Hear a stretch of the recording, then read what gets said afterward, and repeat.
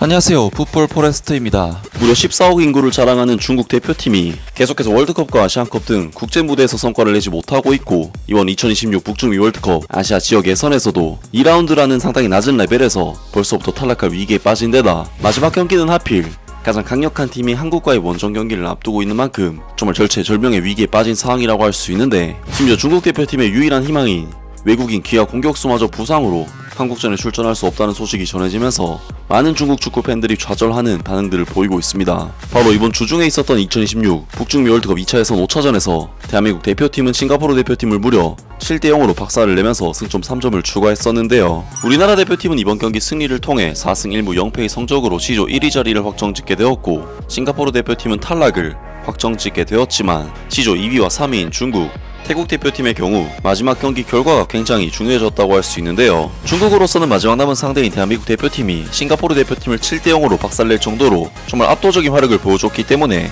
사실상 남은 경기 패배가 유력한 상황이고, 반대로 태국으로서는 싱가포르전 승리 가능성이 높은 만큼 중국 대표팀은 월드컵 예선 탈락 위기에 몰린 상황이라고 할 수 있는데, 어쨌든 중국으로서는 쉽지 않은 상황에 빠져있는 것이 사실이긴 하지만 경기 전부터 포기할 수도 없는 만큼 한국과의 경기를 준비를 하고는 있습니다. 물론 중국 대표팀의 객관적인 전력은 아무리 따져봐도 한국에게는 절대적인 열세라고 할 수 있는 정말 엄청난 차이를 보이는 것이 사실이긴 하지만, 그나마 변수가 있다면 중국 대표팀은 프리미어리그에서도 뛰었던 타이아스 브라우닝, 브라질 출신 선수들인 에우케송, 페르난지뉴, 알란 까르발류 등 중국 선수들의 레벨을 크게 상회하는 귀하 선수들이 상당수 포진되어 있다는 부분이 아닐까 싶고, 중국의 다른 선수는 몰라도 귀하 선수들이 볼을 잡거나 한다면 우리 대표팀도 꽤나 경계가 필요한 것은 맞는데요. 하지만 그런 와중에 중국 현지 매체에서 전해진 소식에 의하면 중국의 기아 공격수 중 한 명이 부상으로 한국전에 불참한다는 중국에게는 정말 치명적인 소식이 전해졌습니다. 중국 대표팀은 6월 11일 월드컵 2차 예선 최종전을 대비하기 위해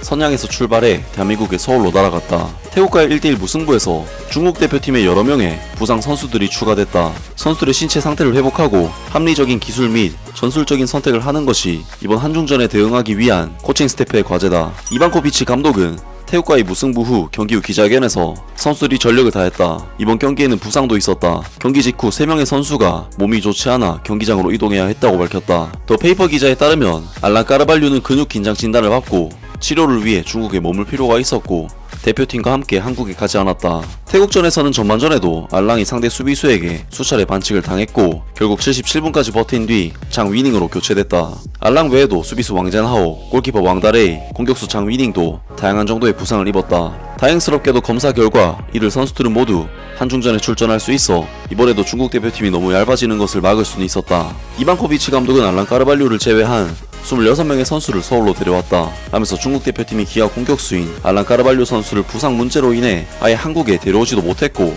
다양한 선수들이 부상 문제를 겪고 있다면서 안 그래도 힘든 중국의 상황이 더욱 힘들어졌다는 소식을 전했습니다. 알란 까르발류 선수는 황희찬 선수가 뛰었던 레드불 잘츠부르크에서 시즌 40골 가까이 넣는 활약을 펼치면서 중국의 거의 이정도로 넘어왔던 선수로서 기코테아 우레이, 장이닝 정도에게 의존하던 중국 대표팀 입장에서는 그래도 클래스가 다른 선수라고 할 수 있고, 결국 알란 까르발류 선수 없이 한국을 상대해야 하는 중국에겐 한국전이 더욱 어려워질 수밖에 없는 악재라고 할 수 있는데요. 많은 중국 축구 팬들 역시 이번 소식에 대해 절망적인 반응들을 보이고 있습니다. 그냥 여행처럼 생각하고 일찍 떠났다가 일찍 돌아와라. 그냥 공격은 포기하고 10-0-0 포메이션으로 버스 세울 준비를 해라. 버스를 세우고 후방에서 최대한 롱포를 뿌리고 기회가 있을 때 수비와 역습을 하고 카드를 받지 않는 선에서 상대가 공을 편하게 소유하지 않도록 최선을 다해라. 최종 0대0 스코어를 유지하면 3차 예선 자격을 얻을 수 있다. 좋게 보이든 나쁘게 보이든 상관없다. 마지막 라운드에서는 한국과 중국의 격차가 태국과 싱가포르의 격차보다 최소 3배에서 5배는 크다. 이길 생각보단 그냥 적은 실점만이 우리의 목표다. 선수들은 마치 처형장에 가는 듯한 느낌을 받을 것이다. 홈에서 0대3으로 졌는데 원정 경기에서 무승부를 원하는 거야. 솔직히 이 라인업은 쓰레기 같다.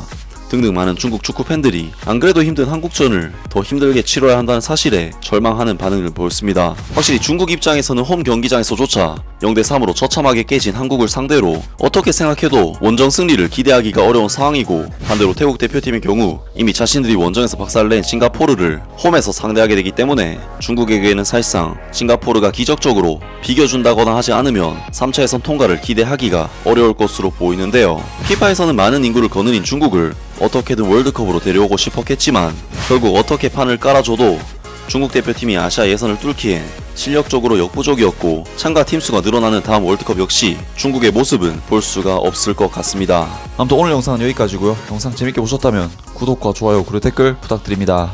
감사합니다.